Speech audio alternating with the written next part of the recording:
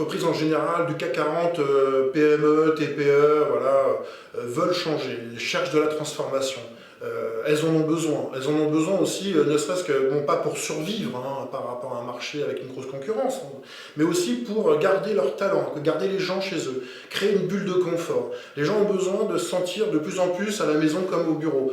On crée du nomadisme, on crée du télétravail, mais moi, avec mes bulles de confort de designer, j'ai vu des gens venir le mardi ou le mercredi parce qu'il y avait design thinking alors qu'ils étaient en télétravail, parce qu'ils ont envie, parce qu'en fait on leur redonne envie de créer et d'être un bâtisseur de la première pierre angulaire d'un projet dans l'entreprise. C'est plus la boîte de conseil, c'est le salarié qu'on vient chercher. Vous n'imaginez pas la valorisation de l'homme par l'homme, comment ça peut être très puissant.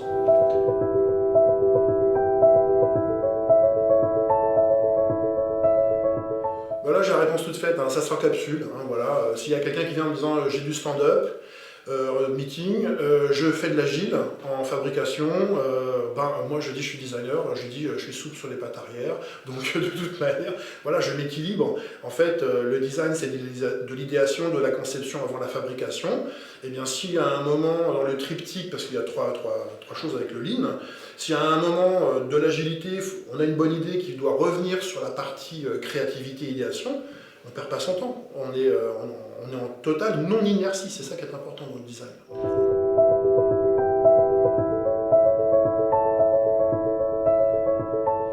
Aujourd'hui, dans les organisations, on parle beaucoup des anciens hard skills. On a tous une hard skill. On parle de soft skills, la bienveillance, hein, c'est la tarte à la crème, hein, bienveillance, l'écoute, l'observation. Mais je pense que les farfelus, c'est ce qu'on appelle les hard skills. Alors, les hard skills, c'est ceux qui, effectivement, on les trouve chez les designers parce qu'ils ne sont pas liés à l'entreprise. Mais si moi, demain, je devais devenir salarié de l'entreprise, je ne sais pas si je serais aussi hard que je peux l'être. Et donc du coup, ma créativité va être absorbée par l'étouffement d'une chape. Donc être un hard skill dans une entreprise de CAC 40, c'est compliqué. Je l'ai été pendant 4 ans, j'en ai souffert. Parce que on ne se fait pas des amis, parce que des fois on parle vrai en design thinking, on parle cru, on parle en accélération, on parle mode start-up. Mais le mode start-up dans une entreprise CAC 40, des fois ça ne passe pas. Parce que l'éthique, parce que voilà, le grade, donc très important. On ne peut pas contredire quelqu'un de gradé. Voilà, donc ça, c'est des choses qui doivent changer.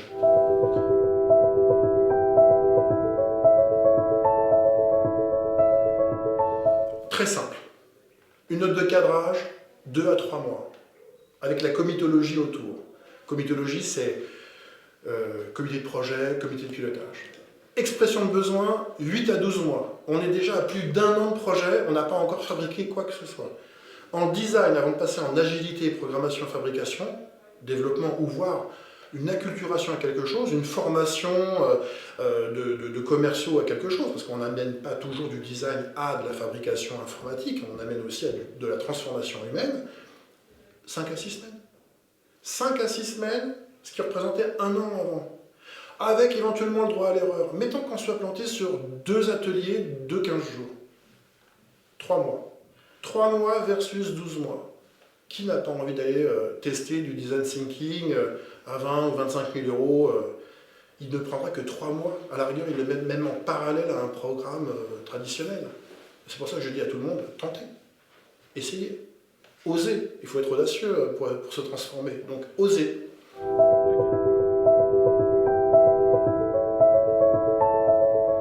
Alors moi j'en ai pas connu, hein, c'est pas que je veux me vanter, mais j'ai des collègues qui ont fait du design thinking où ils ont en fait mal préparé la phase de préparation, qui représente 80% en fait du travail.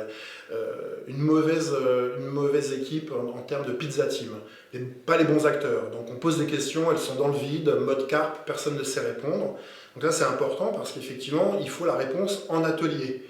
Donc, je vous donnais un exemple, des fois il faut aller chercher des gens auxquels on ne pense pas, les services généraux, des assistantes, parce qu'elles connaissent les process de la maison et les accélérations. Donc ça c'est très important.